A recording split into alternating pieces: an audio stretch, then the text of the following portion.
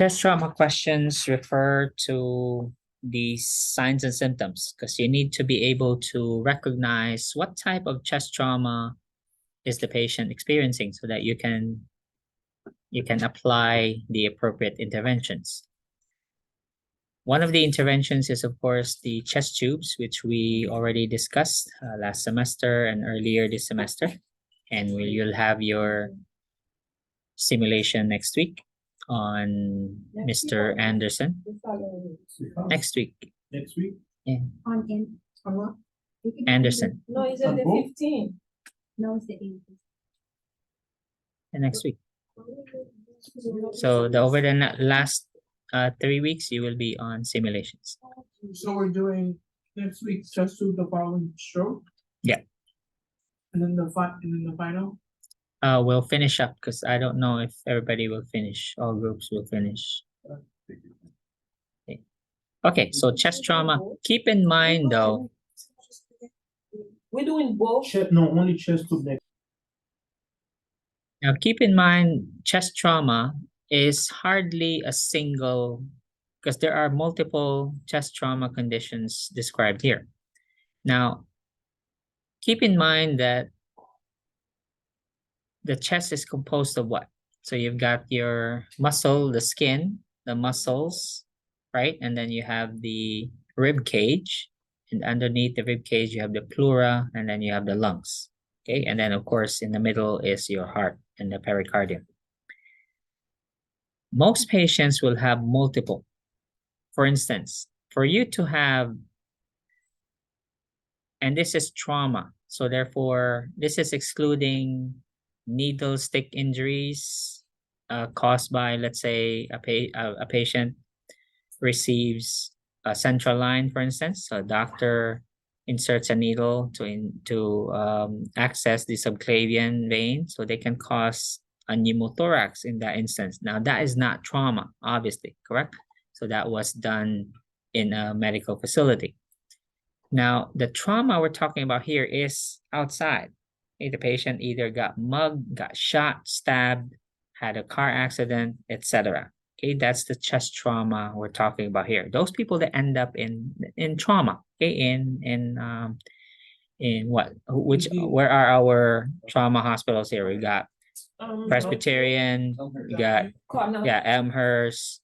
Let's start with the HHS first. So we got Bellevue, right? Yeah, so we've got Elmhurst. Okay, so we've got trauma hospitals there. So those are what this chapter is talking about. Is that clear? Okay. Now keep in mind that before the patient sustains an injury to the lung, that means what else was injured? The rib, the muscles, and the skin. Okay, so depends also, the severity will depend. Was it what type of force was applied? Was it penetrating or was it blunt force trauma? Okay, so that will also change the outcome, okay, or the nature of the injury.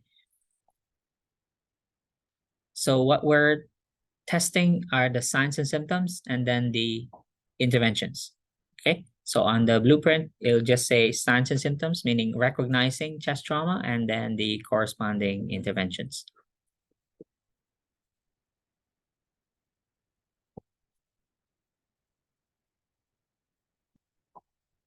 Okay, so let's start with blunt trauma. So blunt trauma, this is different from penetrating. So penetrating would be, so it's an object, either a bullet or a knife, for instance, okay, that caused the trauma. So this one is blunt. So it could be a steering wheel, could be a baseball bat, okay, or fall, for instance, or someone got mugged. The guy got a pretty good punch, okay, to the chest. So here are the possible objects that causes the blunt force. So this can result in the following injuries. So depending on the force of the trauma, so a patient may simply have hypoxemia from the airway obstruction, or let's say one or more ribs were broken and punctured the lung, causing them to not only have a lot of pain, bleed, they could collapse the lung because negative pressure is lost because now blood, air, or fluids are now in the pleura. The lung, one or more, both lungs can collapse. Or if not anything wet, not blood, not fluid, it could be air that could cause the lung to collapse. Okay, all of these, of course, is referring to the pleura. And what will be the expected medical management? A chest tube, correct? Okay, to restore negative pressure to the chest wall. Hypovolemia because of blood loss. The lungs and the heart obviously are very vascular. So if you sustain injuries to both of those organs, then patient will lose a lot of blood. And in addition to that, you remember cardiac tamponade from pericarditis? Okay, so same condition here, this one caused by trauma. What are the three signs and symptoms again of cardiac tamponade? Muffled heart sounds and blood pressure. This is obstructive shock. So is the blood pressure high? It's okay. It's low. Correct. Remember, that's obstructive shock. Okay. We'll talk about each one of these, the flail chest and the rib fracture separately. They will be, and here are your management for blunt force trauma. If needed, the patient will be intubated. That will be our topic for the final already, including mechanical ventilation. And the rest would be depending on each one. So if the patient requires a chest tube, the chest tube will be inserted. They lost blood, then there'll be blood replacement in addition to IV fluids.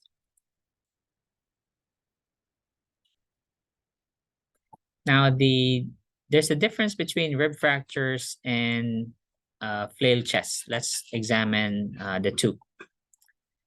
When we say rib fracture, let me explain using the diagram. So here's the, this doesn't show any ribs. Oh, never mind.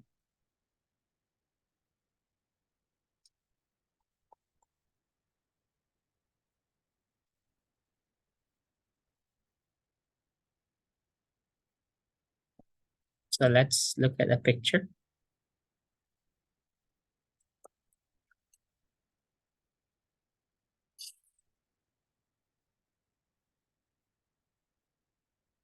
So this is a rib fracture. As long as the ribs are broken only in one segment, meaning there could be multiple ribs broken, so it could be all of these broken. However, if they're only broken in one section, it's called a rib fracture. Okay, so each of these ribs here are broken. That's called rib fracture. They all look like this. Because as the lungs expand, as long as this rib, this segment of the rib and this segment of the rib are attached to the sternum and the vertebral column respectively, will the chest move? Yes. Yes, the chest will expand, the lungs will fill with air. Okay, although it will be extremely painful, correct? Yes. Because when the muscle move, remember you've eaten baby back ribs, right? Yeah, very delicious, right? So the muscles are attached to these ribs. So it will cause extreme pain as the chest expands if they're broken. Understand? All right. So again, that's rib fracture. Now here's an even better picture here.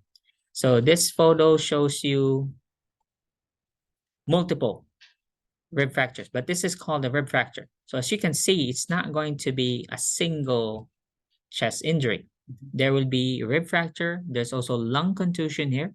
And although we don't see the evidence, but could there be a pneumothorax here? Yeah.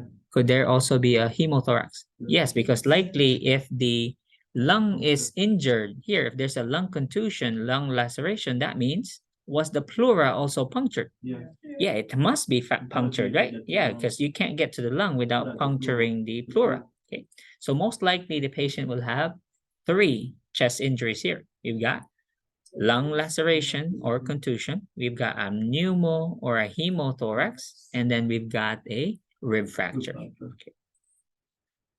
Now let's go to flail chest. Flail chest is beyond a rib fracture now. Because in a flail chest, this is what it looks like.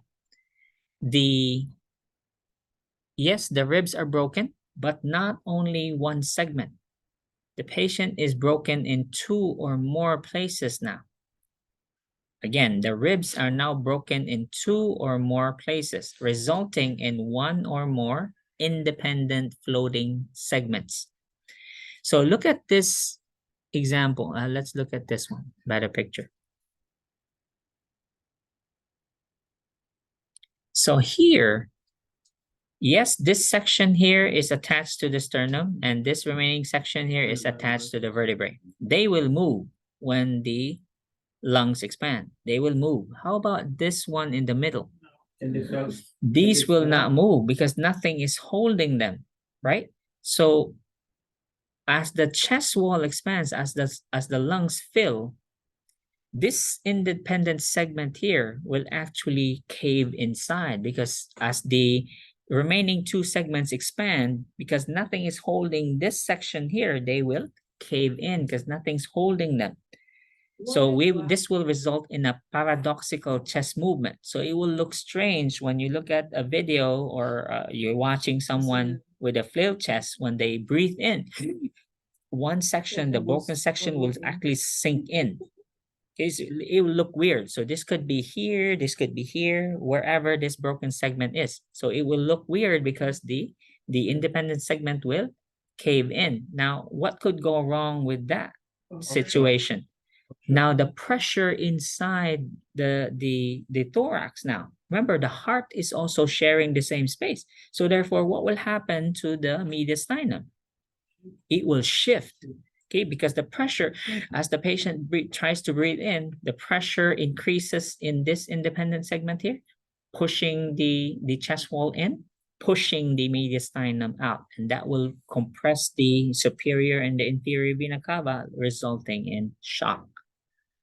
Venous return will But drop. I thought since those, like, let's say those 3 pieces doesn't hold anywhere attached to anything, I thought it would have been falling down. No, because remember, they're attached to the muscle. I mean, you've eaten ribs, right? Yeah. It doesn't fall unless you make a good barbecue wherein the bones will fall off the meat, right? But we're not cooking this. This is fresh meat. Okay, so they are attached to the muscle. They won't fall. I mean, how can they fall? They're attached. There's fascia, and it's stuck to the rib, to the muscle. So it won't fall. It will be a floating segment, which will cause a lot of problems. Again, right? yeah, the extreme pain. Patient can't stop breathing, can they? They have to breathe, and every time they breathe, the pressure will increase. It will keep pressing on the heart until they couldn't breathe no more. Okay, because now the cardiac output drops, patient will go into obstructive shock. Yeah, the surgery done to repair. Yes, well, emergency first is we have to, because usually these involve a open wound. Okay, so the patient has an open wound somewhere. The patient definitely, when this occurs, is there a pneumothorax there? Yes, definitely. There's already a pneumo or even hemothorax there. So the patient will have a chest tube first, and then we'll take them to the OR for repair. Right? Unless the patient, of course, goes into shock, then we'll have to manage the obstructive shock first. But of course, the shock won't be resolved unless you put in a chest tube. Okay, so chest tube would be the initial treatment, and then once stable, vital signs are stable, we do blood transfusion. Once they're ready, then we'll go repair the broken segment. Okay, so ortho will do that. They'll do plates, screws. They'll fix the broken segment. They only fix this one, they don't fix like regular. If they just like one broken on one side, they want that to back, it's still on the toe. If it's a rib fracture, depends. If it's a displaced fracture, you have to surgically repair that.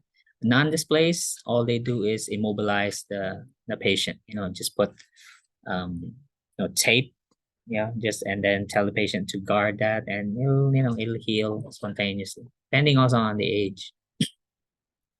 So those are our chest traumas.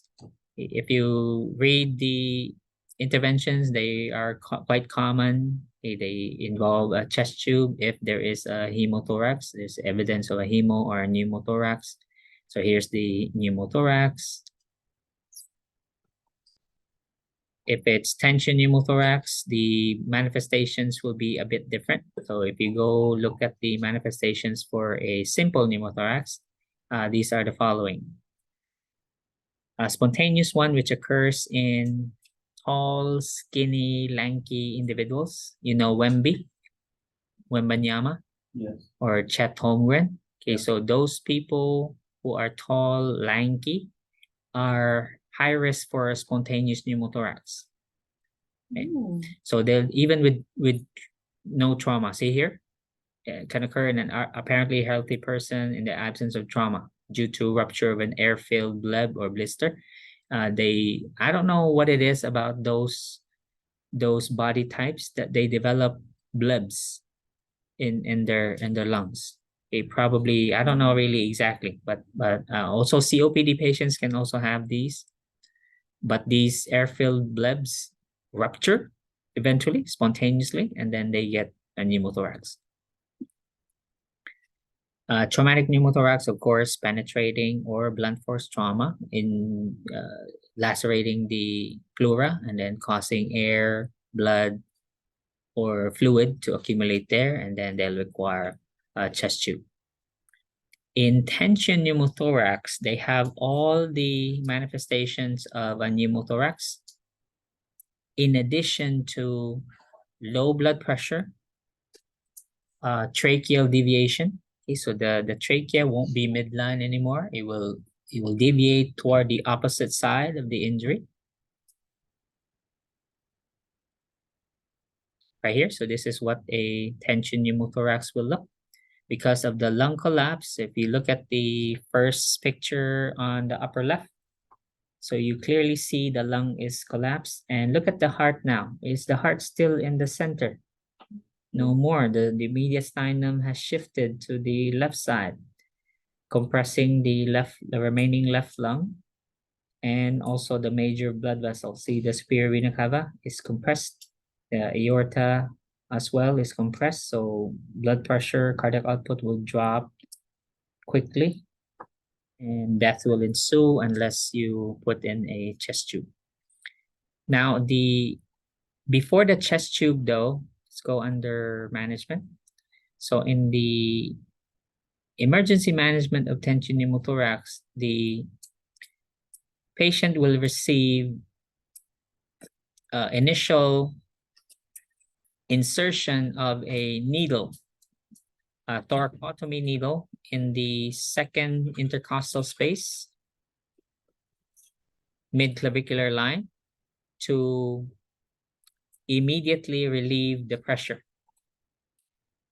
Meaning this air here, this air has to be evacuated immediately.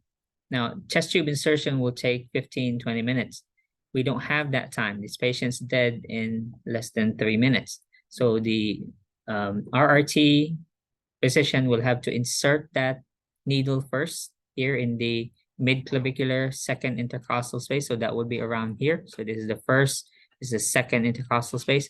So insert the large thoracotomy needle there just to relieve the pressure. So as soon as the pressure comes out, this lung will expand. It will relieve pressure on the great vessels and the heart.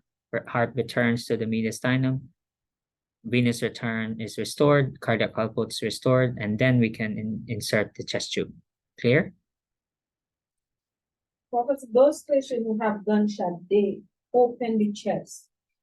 Well, Yeah, because the blood has to be evacuated because there's bleeding inside. Mhm. But still though, remember gunshot wounds, the wound is it's gonna take time for us to open the chest, right? Take them to the OR and open the chest. No, we have to do anesthesia. So the initial there is still a chest tube. So in the ER, the patient will quickly get a chest tube just to re-expand the lungs.